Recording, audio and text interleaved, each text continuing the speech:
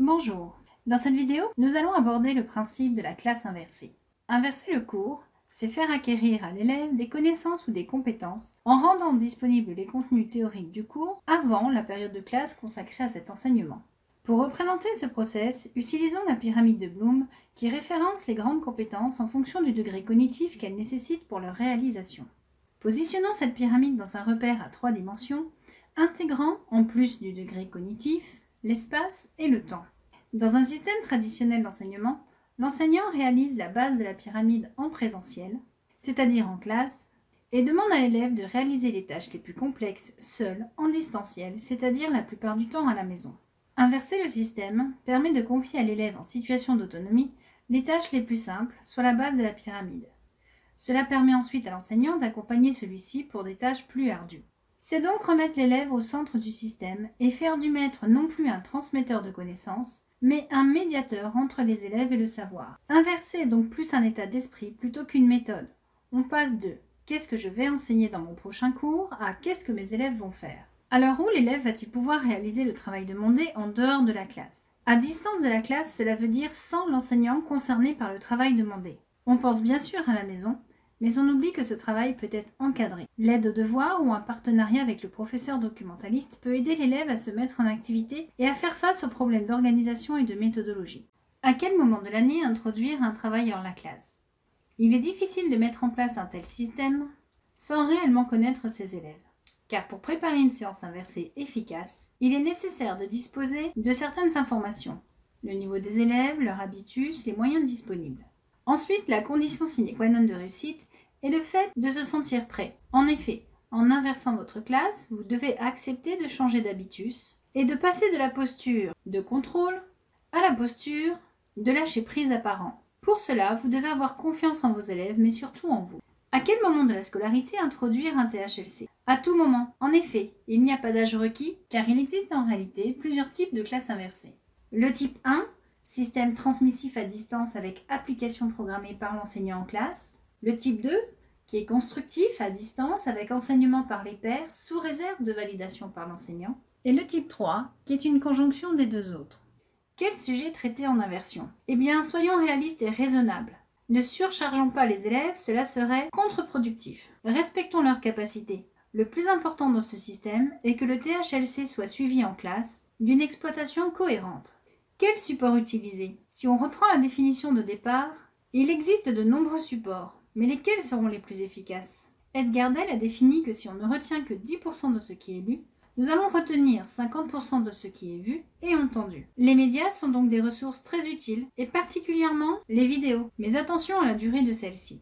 Dans la pyramide de Dale, les activités d'apprentissage les plus complexes sont représentées à la base, et il nous indique qu'elles permettent de retenir 90% de ce que l'on fait.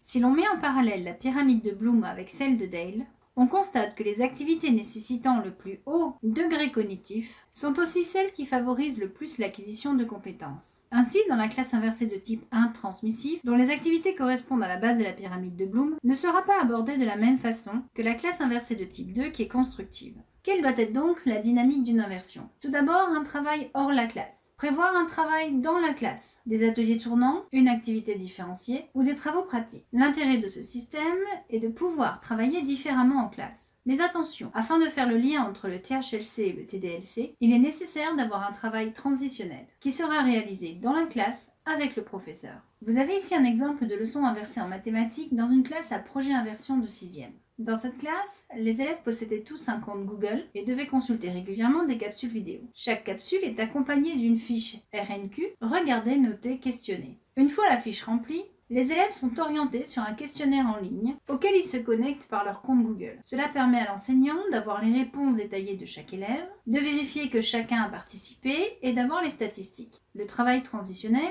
va consister pour l'enseignant à récupérer les réponses données sur le questionnaire, à les exploiter en classe grâce à un TBI pour construire ici de manière collective la notion étudiée. En travail dans la classe, l'enseignant a prévu des ateliers de niveaux différenciés et a organisé sa salle en conséquent.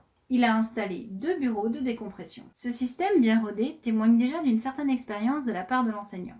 Mais il est possible de faire des inversions beaucoup plus simples. Voici un exemple en SVT. Au niveau du travail hors la classe, celui-ci peut être effectué en autonomie ou encadré. Les élèves sont orientés via le cahier de texte numérique sur une application en ligne et après avoir réalisé cette application, remplissent par exemple un texte à trous qui constituera le cours. Le travail transitionnel avec l'enseignant consistera à corriger le texte à trous, à vérifier l'acquisition des notions et le travail dans la classe consistera à une activité de travaux pratiques.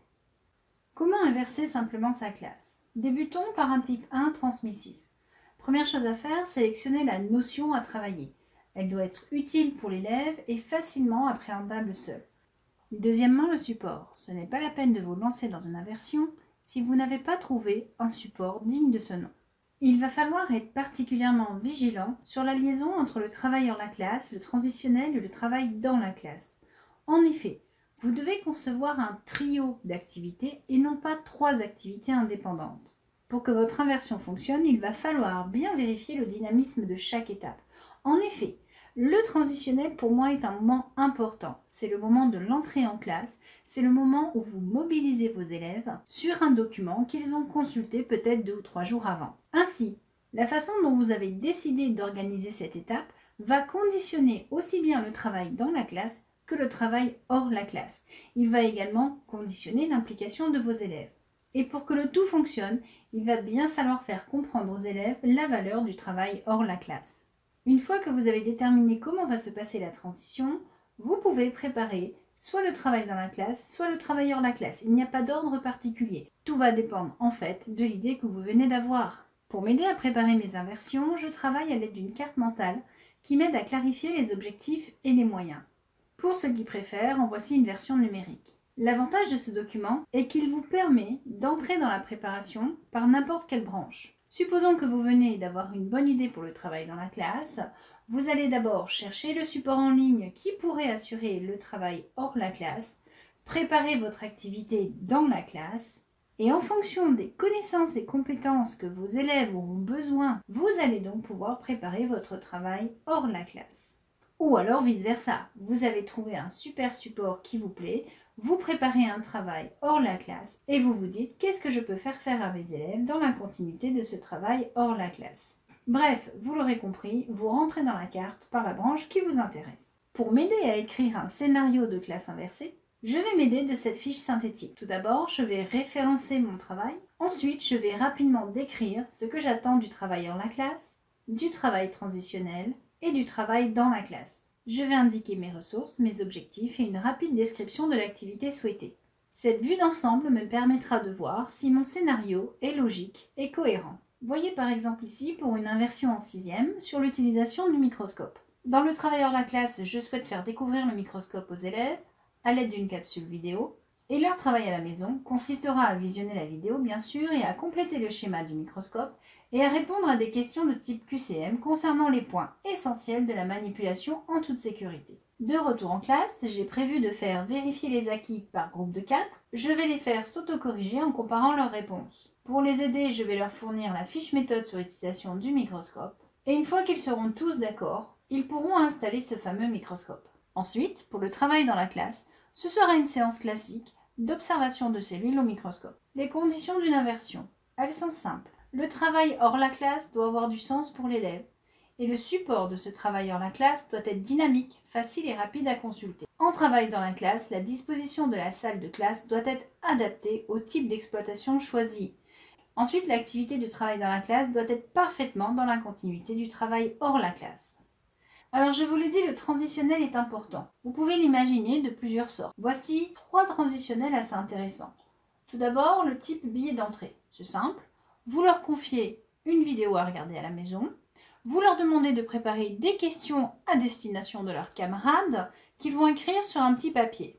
Ce petit papier représentera leur billet d'entrée en salle de classe. Ils le déposeront dans une urne ou un sac.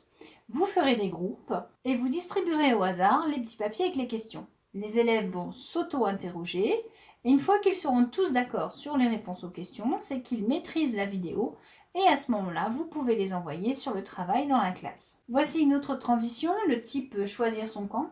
Vous pouvez par exemple les orienter sur une vidéo relatant la chute du mur de Berlin, où il y aurait des interviews de personnalités des différents bords. Pour le retour en classe, chacun va devoir se positionner sur un point de vue. Vous aurez séparé la classe en 2 parties avec des affiches camp numéro 1, camp numéro 2. Vous organisez des débats avec un bâton de parole pour canaliser les échanges. À la fin du débat, vous laissez le choix à chacun de changer de camp. Et une fois que c'est fait, vous leur demandez d'écrire un article pour expliciter leurs arguments par écrit. Le transitionnel de type fiche anti-sèche. Je l'aime bien parce que c'est une manière détournée de leur faire leur fiche de révision. En effet, vous pouvez par exemple programmer un rallye en classe. Vous leur dites pour préparer ce rallye, il va falloir visionner telle vidéo et à partir de la vidéo, vous vous préparez une fiche anti-sèche. Ça sera votre unique ressource pendant le rallye. Vous n'aurez pas accès à votre cahier ni à votre livre, uniquement à votre fiche. Ainsi, si la fiche est mal faite, les élèves ne pourront pas progresser correctement dans le rallye. Il faut donc bien qu'ils prennent conscience avant la séance que leur fiche doit être la plus complète possible. Au final, ils auront une fiche de révision pour leur cours. Et enfin, les 2 dernières conditions essentielles pour réussir votre inversion, c'est que vous devez avant tout vous faire plaisir et surtout, vous ne devez pas en abuser. En effet, vous le savez, à trop user d'une technique, les élèves se lassent et n'y voient plus aucun intérêt. Les avantages et les inconvénients. Pour l'instant, je trouve plus d'avantages que d'inconvénients à cette technique. Les élèves sont plus dynamiques, s'investissent, deviennent plus facilement autonomes. Pour ma part, j'apprécie ces temps d'échange particuliers avec mes élèves, différents des cours traditionnels. Je vous laisse faire pause pour détailler tranquillement le tableau. Pourquoi la classe inversée a toute sa place dans notre enseignement aujourd'hui? Essayons de comprendre comment se développe la réflexion d'un élève. Un élève va progresser, développer son raisonnement grâce à l'aide que nous lui apportons, c'est-à-dire grâce à un étayage que nous lui fournissons. Grâce à cet étayage, l'élève va pouvoir développer sa zone proximale de développement, c'est-à-dire la disparité entre l'âge mental de l'enfant et le niveau que celui-ci atteint quand il résout des problèmes en collaboration. Concernant cet étayage, jusqu'à présent, il était délivré aussi bien par l'école que la famille et la société. La part de l'étayage offert par la famille et la société va varier en fonction de l'éducation que les enfants reçoivent. Aujourd'hui, avec le développement de la société virtuelle, que ce soit l'école ou la famille, nous perdons de l'étayage. En effet, les élèves sont branchés quasiment en permanence sur leur téléphone et y consacrent plus de temps qu'à leurs devoirs. Avec le développement rapide des technologies, apparaît un certain illectronisme des parents. Cet électronisme, avatar de l'illettrisme, creuse le fossé entre parents et enfants et renforce l'étayage apporté par la société virtuelle. Aussi, si nous voulons reprendre notre part d'étayage, nous devons entrer dans l'ère du connectivisme et développer l'enseignement en distanciel. Voilà pourquoi la classe inversée est tout à fait dans l'air du temps. Qu'en est-il de la pratique de l'inversion dans l'académie? J'ai eu la possibilité de faire un sondage à des collègues et sur 33 réponses en collège et 23 en lycée, j'ai obtenu les résultats suivants. Vous pouvez constater que majoritairement, la classe inversée actuellement est effectuée en lycée. Si on demande aux collègues ne pratiquant pas l'inversion quel niveau scolaire est le plus adéquat à réaliser cette pédagogie, vous verrez qu'en collège, 45% indiquent que c'est plus propice au lycée, alors qu'au lycée, 77% d'entre eux considèrent que c'est aussi bien pour le collège que le lycée. Les principaux freins de passage à l'inversion sont l'absence de formation sur le sujet. Mais pour cela, il y a le magistère. Ensuite, le manque de temps pour le passage à l'inversion que les collègues n'ont pas. On peut proposer un travail collaboratif entre équipes disciplinaires pour alléger le travail.